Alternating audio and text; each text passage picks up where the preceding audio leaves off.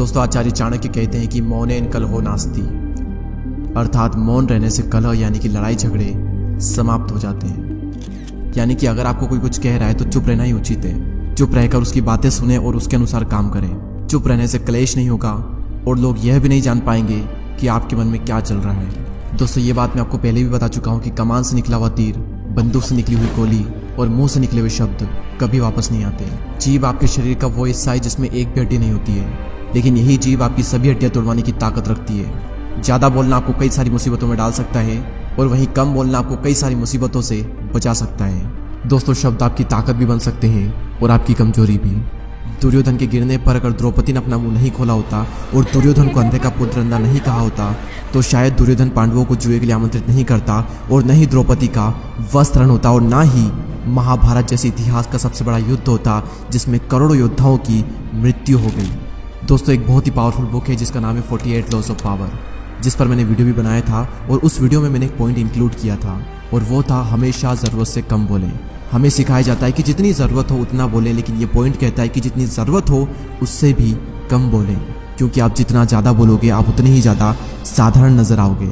दोस्तों, शब्द चवन्नी के 100 मिलते हैं। लोगों को कभी भी अपने शब्दों से प्रभावित करने की कोशिश ना करें, क्योंकि अगर आप ज़्यादा बोलोगे तो बहुत ज़्यादा पॉसिबिलिटीज है कि आपके मुंह से कुछ न कुछ मूर्खतापूर्ण बात निकलेगी जो कि आपकी इमेज खराब कर देगी। वहीं अगर आप जरूरत से कम बोलोगे तो भले आप अंदर से कितने भी बड़े मूर्ख क्यों ना हो, लेकिन आप बाहर से स्मार्ट नजर आओगे।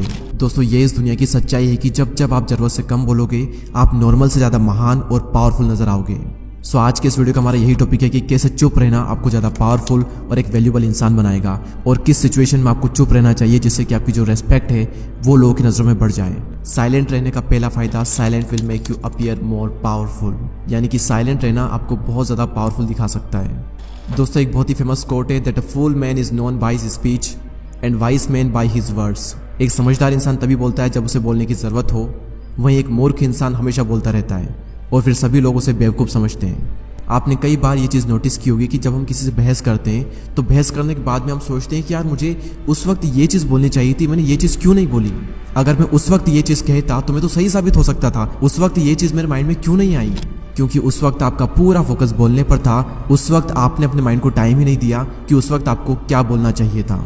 बहस करने के आवेश में और अपनी बात को मनवाने में हम कुछ भी कह देते हैं और फिर सभी लोग हमारे बारे में यही सोचते हैं कि तो कुछ भी बोलता रहता है। वहीं जब आप साइलेंट रहते हो तो आप सोचते हो कि आपको क्या बोलना है और आप उतना ही बोलोगे जितना कि ज़रूरी है और जो कि सही है। और साइलेंट होने के बाद में जब आप बोलोगे तो आपके शब्दों में वजन रहेगा और सभी लोग आपकी बातों को बहुत ही ध्यान से सुनेंगे। ये क्वालिटी आपने बहुत सी ग्रेट पर्सनैलिटी में ऑब्जर्व की होगी कि बातचीत करते वक्त वो ज़्यादातर टाइम चुप रहते हैं और जब बोलते हैं तब बहुत ही कम बोलते हैं और बहुत ही सही बोलते हैं।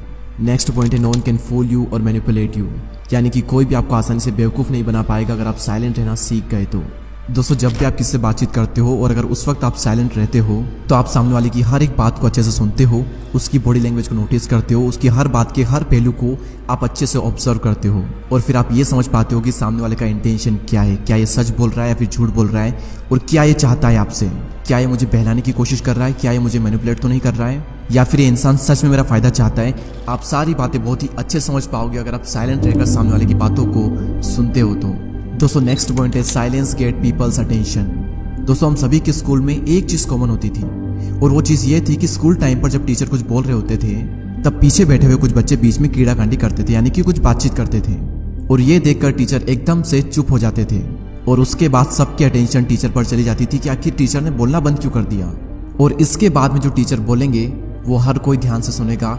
इसे कहते हैं साइलेंस का डर, जो कि लोगों को सुनने पर मजबूर कर देता है। और इसी तरीके से जब आप बातचीत करने की बजाय चुप हो जाते हो तो लोग सोचने लगते हैं कि ये क्या सोच रहा है, ये क्या बोलने वाला है, ये चुप क्यों हो गया। लोग कंफ्यूज हो जाते हैं और आपकी बातों को ध्यान से सुनने लगते हैं। इसलिए जब भी आपको कुछ इंपॉर्टेंट बात करनी हो तो पहले आप चुप हो जाएं, उसके बाद में आप कुछ बोलें। अगली सिचुएशन जिसके बारे में आपको हमेशा चुप रहना चाहिए वो है आपके प्लान्स, आपके गोल्स। दोस्तों, चाणक्य का एक श्लोक है मनसा चिंतितम कार्यम वाचा नेव प्रकाशयेत मंत्रेण रक्षयेत गुणम कार्य चापी नियोजयेत, यानी कि मन में सोचे हुए कार्य को किसी के भी सामने प्रकट ना किया जाए बल्कि मन को अपनी सुरक्षा प्रदान करते हुए उसे कार्य में प्रस्तुत कर दिया जाए।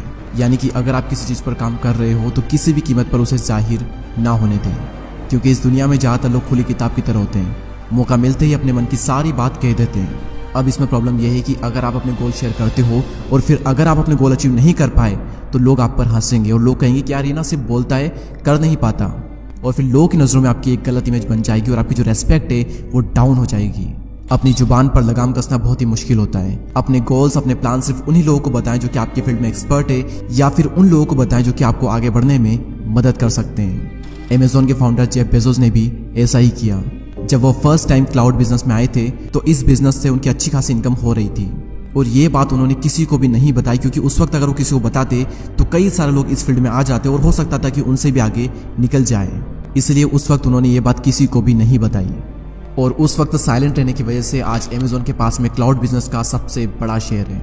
दोस्तों, आई होप कि इस वीडियो से आप ये समझ चुके होंगे कि साइलेंट रहने की क्या पावर होती है। दोस्तों, इस वीडियो को शेयर करें उन लोगों के साथ में जो कि बहुत ही ज़्यादा बोलते हैं, ताकि वो थोड़ा सा चुप हो सके। और अगर अभी तक आपने हमारे YouTube चैनल को सब्सक्राइब नहीं किया है तो सब्सक्राइब करके बेल आइकन को प्रेस कर दें। मैं आपसे मिलूंगा अगली वीडियो में, तब तक के लिए जय हिंद, जय भारत।